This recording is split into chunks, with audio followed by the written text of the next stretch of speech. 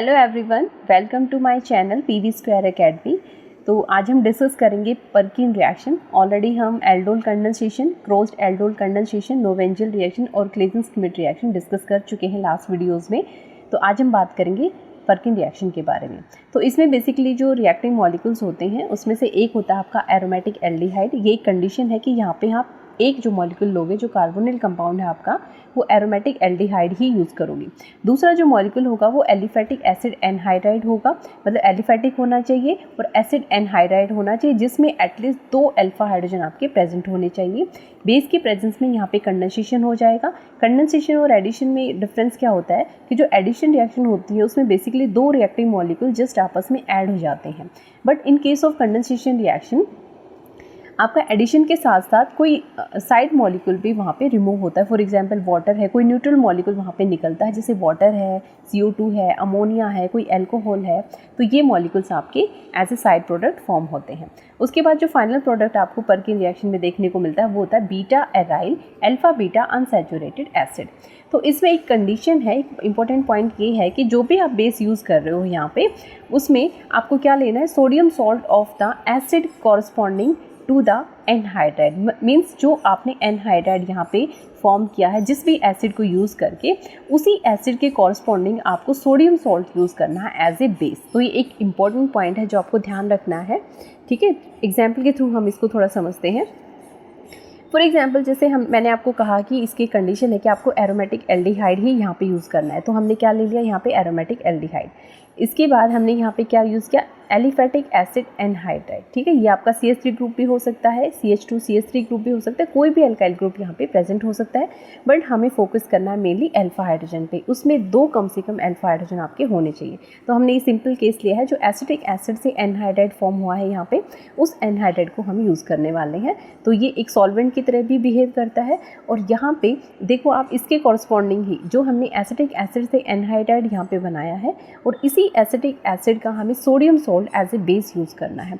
उसके बाद condensation reaction हो जाएगी और फाइनली जैसे मैंने अभी बताया, तो beta aryl alpha beta unsaturated acid और साथ में एसिटिक एसिड यहाँ से फॉर्म हो जाएंगे, ठीक है। तो ये हमारा मेन जो रिएक्शन होती है पर्किन रिएक्शन। अब हम इसका मैकेनिज्म थोड़ा देख लेते हैं। तो मैकेनिज्म में जो फर्स्ट स्टेप होगा वो सेम रहेगा जो अभी तक हम डिस्कस करते आए हैं, कि यहाँ पे इनोलाइजेशन होगा। सबसे पहले इनोलेट फॉर्म होगा, और वो कहाँ से हो रहा है, एनहाइड्राइड से, ठीक है। तो यहाँ पे क्या हुआ, ये आपका एनहाइड्राइड का मॉलिक्यूल है, इसमें हमने बेस डाल दिया। बेस क्या करेगा, जो अल्फा हाइड्रोजन आप इस साइड से भी ले सकते हैं, इस साइड से भी ले सकते हैं। तो आपने क्या किया, एसिड से यहाँ पे एनहाइड्राइड से आपने H को रिमूव किया, अल्फा हाइड्रोजन को, और आपके इसके कॉरस्पॉन्डिंग क्या बन गया, इनोलेट बन गया, ठीक है। यहाँ पे आप देख रहे हो ये आपकी कीटो फॉर्म है, डीलोकलाइजेशन हो जाएगा, या आप आइसोमराइजेशन बोल सकते हो। कीटो इनोल फॉर्म यहाँ पे फॉर्म होती है, ये आपकी इनोल फॉर्म है जो कि ज़्यादा स्टेबल होती है। नेक्स्ट जो स्टेप है,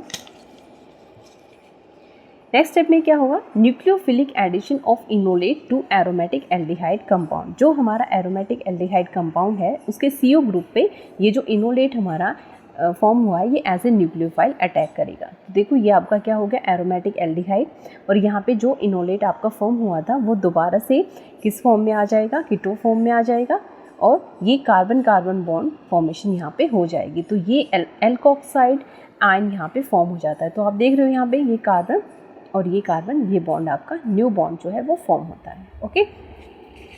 इसके बाद नेक्स्ट स्टेप में क्या होगा, इंट्रामोलिकुलर एसाइलेशन। इंट्रामोलिकुलर एसाइलेशन, ठीक है। इंट्रा का मतलब होता है विद इन मॉलिक्यूल, मॉलिक्यूल के अंदर ही एसाइलेशन होगा। एसाइलेशन का मतलब है COCH3 ग्रुप का अटैच हो जाना, ठीक है। एसाइलेशन का मतलब क्या होता है कि COCH3 ग्रुप वो आपका अटैच हो जाएगा इस साइड पे। तो यहाँ पे देख रहे हो एक ही मॉलिक्यूल है ये। तो मैंने क्या किया, ये वाला जो मॉलिक्यूल था हमारा एल्कोक्साइड आयन, इसको यहाँ पे रीअरेंज करके इस तरह से दिखा दिया है, ठीक है। C6H5 है, CH है, ये वाला C6H5 को मैंने यहाँ पे इस तरह से यहाँ पे लिख दिया है, फिर CH है, देन O नेगेटिव इस तरह से है, क्योंकि हमें एक साइक्लिक स्ट्रक्चर बनाना है इसीलिए हम इसको इस तरह से रीअरेंज कर देंगे। उसके बाद क्या होगा कि जो O नेगेटिव है ये अटैक करेगा इस COCH3 ग्रुप के CO ग्रुप पे, ठीक है। तो ये बॉन्ड दिख रहे हो आप, यहाँ पे शिफ्ट यही बॉन्ड फॉर्म हो जाता है ऑक्सीजन और कार्बन के बीच में। ये ऑक्सीजन के ऊपर नेगेटिव चार्ज आ जाएगा। दोबारा से जब बॉन्ड वापस आएगा तो ये वाला बॉन्ड ब्रेक हो जाएगा, ठीक है, और फाइनली आपको इस तरह का प्रोडक्ट देखने को मिलेगा। तो आप देख रहे हो ना कि यहाँ पे क्या कौन सा बॉन्ड अटैच हो गया है, COCH3। इसी को हम क्या बोलते हैं, एसाइलेशन। और इंट्रामोलिकुलर इसीलिए बोला है कि इसने COCH3 ग्रुप को विद इन मॉलिक्यूल ही इसने यहाँ से गेन किया है। ओके, जो नेक्स्ट स्टेप है आपका वो है acylation of carboxylate ion bye anhydride. अब फिर से एसाइलेशन होगा, लेकिन अब की बार एसाइलेशन बाहर से होगा, और कौन करेगा, एनहाइड्राइड, ठीक है। तो देखो अभी जो हमारा स्टेप 3 में जो कंपाउंड फॉर्म हुआ था वो ये वाला है। यहाँ पे हमने एसाइलेशन करवाया था और ये हमारा नेगेटिव चार्ज के साथ ये ग्रुप फॉर्म हुआ था। अब बाहर से देखो ये AC2O है, ये एनहाइड्राइड है, बेसिकली एसिटिक एसिड के कॉरस्पॉन्डिंग है, तो इसलिए इसको मैंने थोड़ा ओपन करके इस तरह से लिख दिया है। तो ये आपका एसिडिक ये एनहाइड्राइड है, ठीक है। तो यहाँ पे हमने इस नेगेटिव चार्ज को यहाँ पे अटैक करवाया, आप इसको यहाँ पे अटैक करवा के देख सकते हैं, तो प्रोडक्ट आपका सेम ही आएगा। तो यहाँ पे इस तरह से जब ये यहाँ पे अटैक करेगा तो ये वाला बॉन्ड इस तरह शिफ्ट हो जाएगा, नेगेटिव चार्ज आएगा। नेगेटिव चार्ज वापस से जब यहाँ पे जाएगा तो ये बॉन्ड ब्रेक होके ऑक्सीजन के ऊपर आ जाएगा और फाइनली ये बाहर निकल जाएगा, ठीक है। ये पूरा जो यहाँ से मॉलिक्यूल है ब्रेक हो जाएगा और ये कार्बोक्सिलेट आयन बाहर आ जाएगा। और यहाँ पे देख रहे हो ना, फिर से एसाइलेशन होगा, ये वाला COCH3 ग्रुप लग गया ना, इसी को हमने क्या बोला है, एसाइलेशन। लेकिन अब की बार इंट्रामोलिकुलर वर्ड यूज़ नहीं किया, क्योंकि हमारा जो एसाइलेशन हुआ है बेसिकली वो दो मॉलिक्यूल्स के बीच की रिएक्शन की वजह से हुआ है, एनहाइड्राइड की वजह से हुआ है। ओके, नेक्स्ट जो स्टेप है,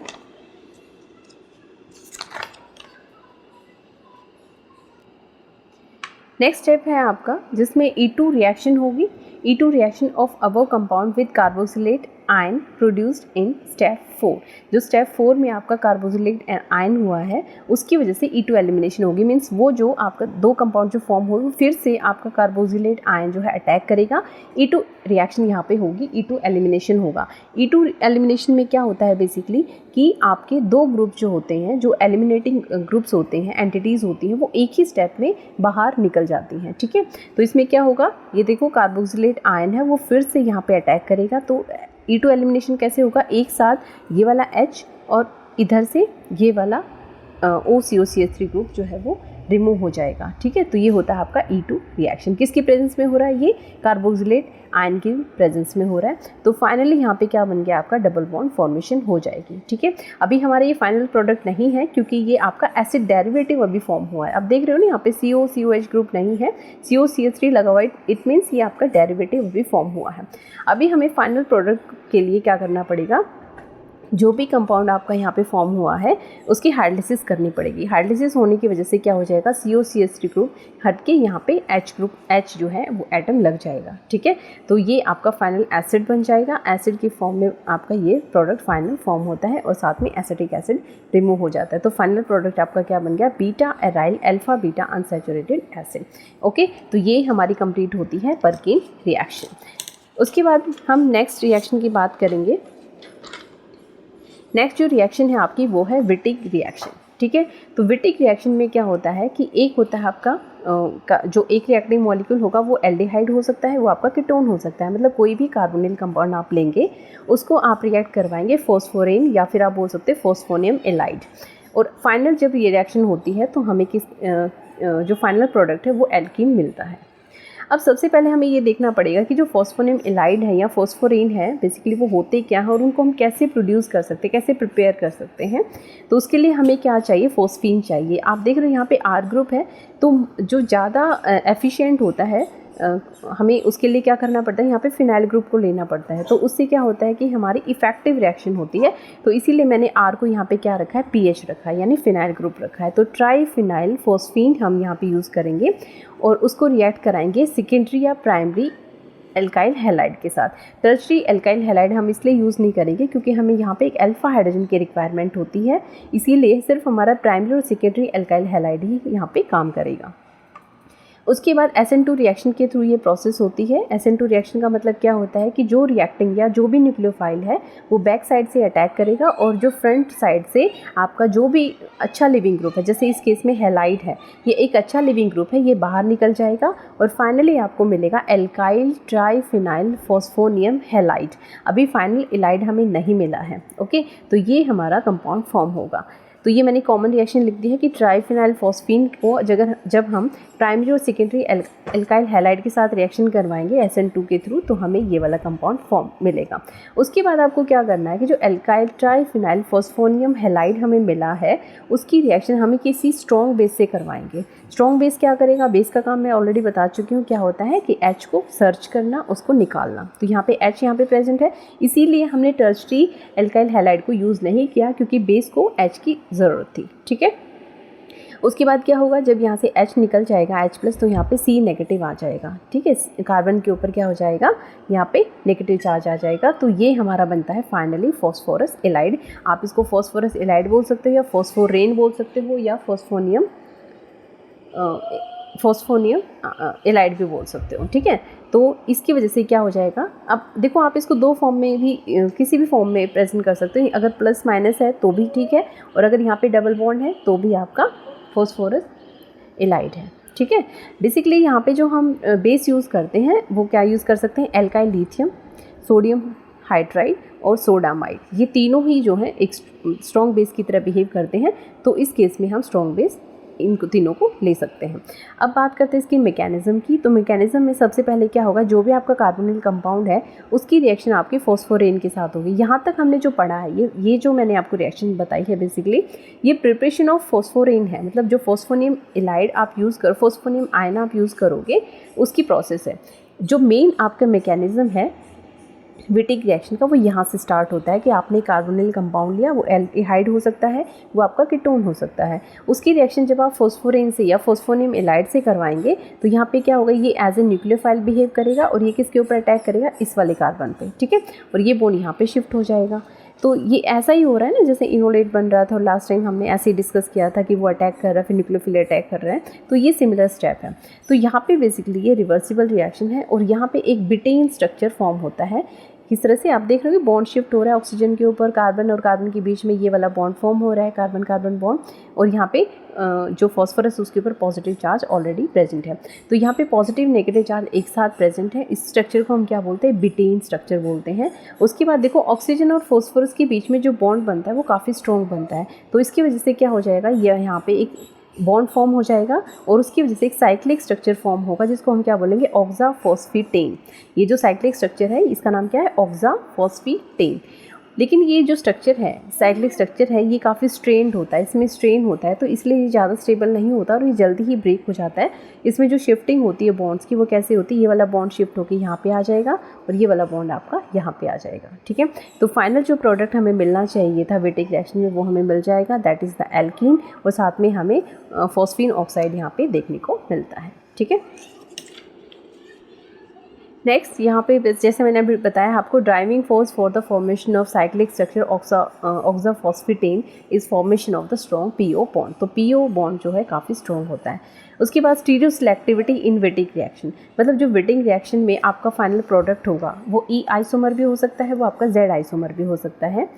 ठीक है, तो E और Z आइसोमर के बारे में हम किसी दिन दूसरी वीडियो में बात करेंगे। E और Z में और सिस और ट्रांस में क्या डिफरेंस होता है बेसिकली, उसके बारे में मैं आपको बताऊंगी एक शॉर्ट वीडियो के थ्रू। तो अभी जस्ट इतना समझ लीजिए कि आपका जो विटिक रिएक्शन में E आइसोमर भी फॉर्म हो सकता है और Z आइसोमर भी फॉर्म हो सकता है। तो इसमें क्या होगा, अगर आपका स्टेबलाइज एलाइड है, मतलब एलाइड के ऊपर डिपेंड करेगा, जो आपका फॉस्फोनियम एलाइड आपने फॉर्म किया है उसके ऊपर डिपेंड करेगा कि अगर वो स्टेबलाइज्ड है तो वहाँ पे E आइसोमर फॉर्म होगा एल्कीन का, और अगर वो अनस्टेबलाइज्ड है एलाइड है तो वहाँ पे Z आइसोमर फॉर्म होगा। तो यहाँ पे मैंने एग्जाम्पल भी लिए हैं, ये स्टेबलाइज्ड एलाइड का एग्जाम्पल है। आप देख रहे हो यहाँ पे जो CH नेगेटिव है, अगर इसके साथ में कोई ऐसा ग्रुप प्रेजेंट है जिस पे डीलोकलाइजेशन हो सकता है नेगेटिव चार्ज का, इट मीन्स वो वाला एलाइड आपका क्या है, स्टेबलाइज्ड है। ओके और जब आप इसको यूज़ करोगे तो इससे आपको मिलेगा ई आइसोमर। लेकिन अगर मान लो आपका जो CH नेगेटिव है यहाँ पे और उसके साथ में कोई भी एल्काइल ग्रुप है या कोई ऐसा ग्रुप प्रेजेंट है जो कि डीलोकलाइजेशन या स्टेबलाइज नहीं कर रहा है नेगेटिव चार्ज को, तो उससे जो कॉरस्पॉन्डिंग आपको एल्किन मिलेगा वो आपको Z आइसोमर मिलेगा। ओके, तो आज की वीडियो मैं यहीं ख़त्म करती हूँ। आई होप आपको पसंद आई हो। तो नेक्स्ट वीडियो में दूसरी नेमिंग रिएक्शन के साथ फिर मिलते हैं। तब तक thank you so much, bye bye, take care.